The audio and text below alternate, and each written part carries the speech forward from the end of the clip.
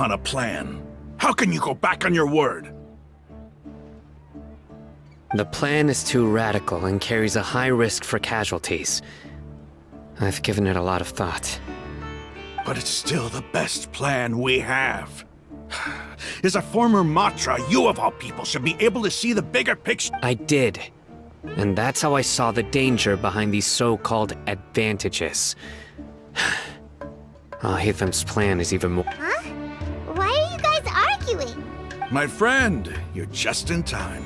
Why don't you help me persuade Cyno? His turn. We agreed to work out a plan at the meeting. As mercenaries, you're familiar with the local environment, so you'll take care of the specifics. But then, you went to Al-Haytham for suggestions. Had I known Al-Haytham would give you those kinds of suggestions, I would not have agreed to— Look, you already know that we're all on the same side here, don't you? Mercenaries place a lot of importance on their bonds of friendship, but also will not hesitate to make sacrifices if they deem the situation to be sufficiently dire. Seems you really do understand the way— Traveler, Paimon, this is also something you should know. Rahman's plan is to have me work with the Caravasar Ribat guards in my capacity as a Matra. We will arrest the mercenaries and escort them into Sumeru city. Wait, how can we work with the guards? We can't get through that wall easily, remember? Caravasar Ribat would never let so many unregistered members of the Eremites enter Sumeru. My plan will clear us of any possible suspicion, and also let us enter the city as a big group. That also sounds like something Al-Haytham told you. Doesn't Al-Haytham know how dangerous this plan is? Of course he does. He told me, there is no perfect plan, but this. He also said that with the help of Cyno and the Traveler, our chance of success would increase significantly. I never blindly trust anyone, and I've always had a good eye for people. I think he made a number of valid points. It's my own choice to trust you.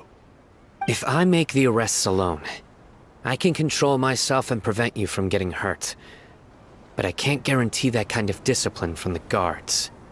To make the whole thing more convincing, you'll need to resist to some degree. Casualties are inevitable once push comes to shove. I'm okay with the deaths of enemies. But now that we're allies, I'm against the meaningless loss of our own. I can't believe a Matra would actually care about us. I've lived a hard life, and I can say that people like you— I've always treated my allies with honesty and respect. They have the right to know important things like this. Now you're making this hard for me. Hey, is there something we can do to help?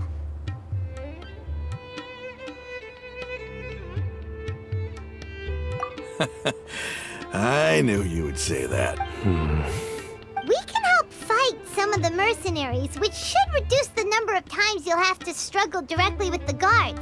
That should help at least a little bit. Cyno, on behalf of my people, I thank you for your kindness. But this is a mission we cannot turn our backs on. We strongly value the lives. We have no fear of casualties, because we crave the spoils of victory. So please, lend us your support. Well, now that you've put it that way. But remember, you need to follow the plan and not do anything reckless. Candace made it very clear that we can only achieve our goal since you and I both recognize the significance of this operation. There should be no more animosity between the followers of the Dendro Archon, and— Okay, you have a deal. The guards should be stationed in the courtyard nearby. You can find them there.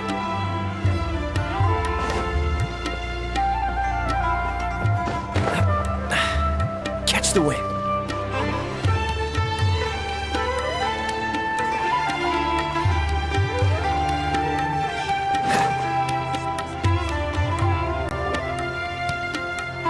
Guards!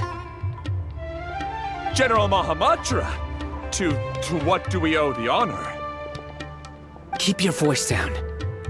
This is a secret operation. I'm going to arrest a large criminal gang near this location. According to the Academia's Guide and Regulations on Secret Operations, I have the right to ask for the cooperation— Of course. Mahamatra Cyno's order is the Academia's order. But who exactly are you planning to arrest, and how many people are you expecting? Depending on the scale of this operation, we may need to report it to our— They're a squad of Eremites whose number is comparable to Ain el Akmar in Port Ormos. They're involved in the theft and resale of supplies from the Academia. As many as Ain al Akmar? This should definitely be classified as a joint operation. Then I suggest that you report this to your superiors as soon as possible, and treat it as a top priority desert operation. Got it. Please wait a moment. I'll contact them immediately.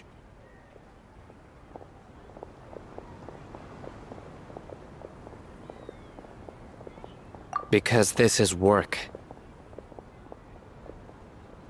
Because I trust you. Paimon can't believe you're still in the mood to chat. This whole thing has Paimon scared stiff. Aren't you even a little worried?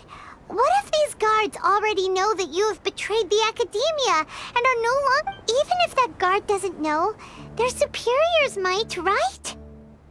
We discussed this, remember? The Caravasar Ribat operation is of great importance. But don't worry, the guards there shouldn't know that Cyno has stepped down. How can you be so sure? First, the other Matra still don't know why Cyno has left, which proves that the Academia has been covering up the matter. Second, this is a crucial moment for the Academia's God creation plan.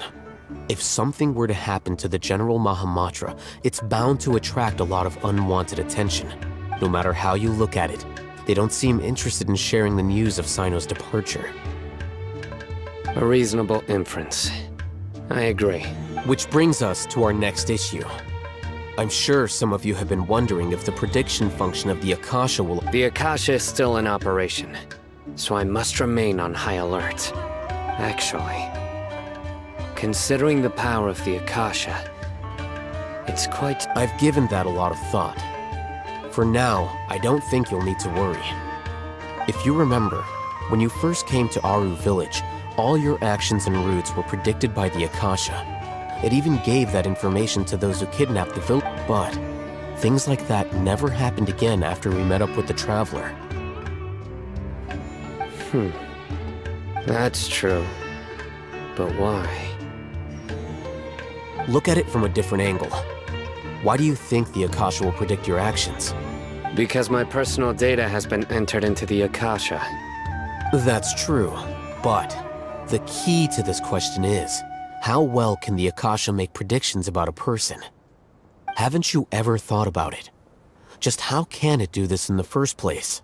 Because the Akasha controls the entirety of Sumeru.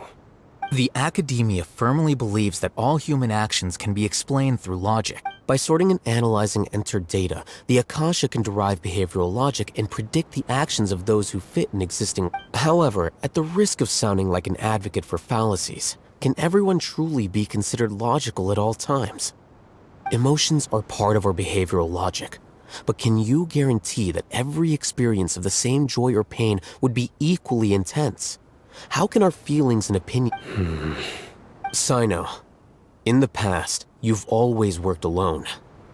In the absence of another person who could sway you or your thoughts, the Akasha could produce predictions that were decisive and principled. You were used to solving problems alone.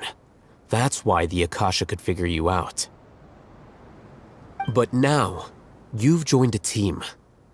And I believe the Akasha hasn't yet figured out the full composition of it.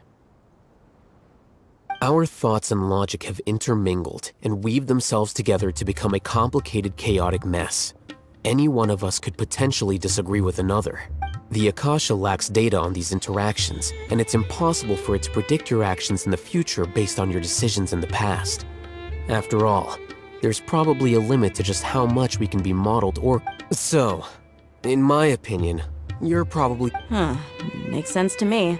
I agree.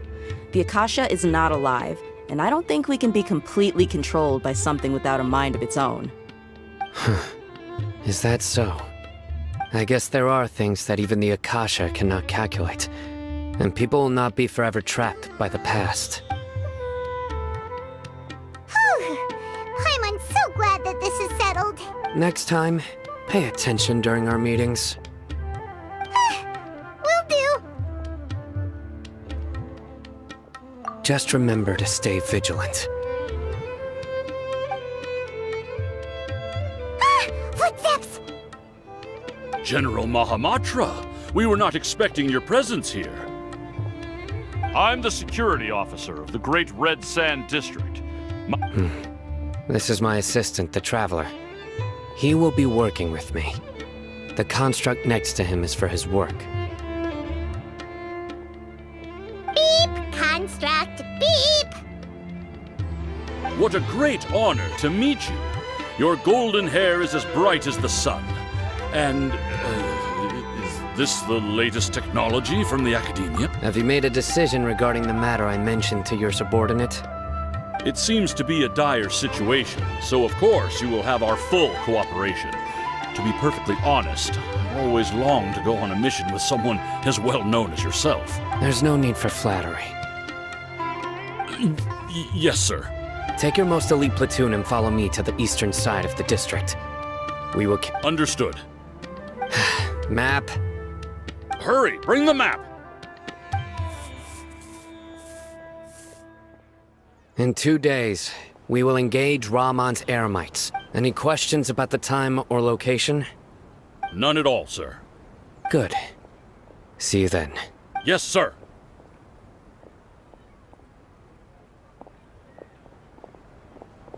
Maybe hanging around the General Mahamatra isn't so bad after all. Everyone's so respectful towards us. This is all due to the absolute authority of the Academia. And now, we're going to strike back against that. Get ready. We will move out in 2 days.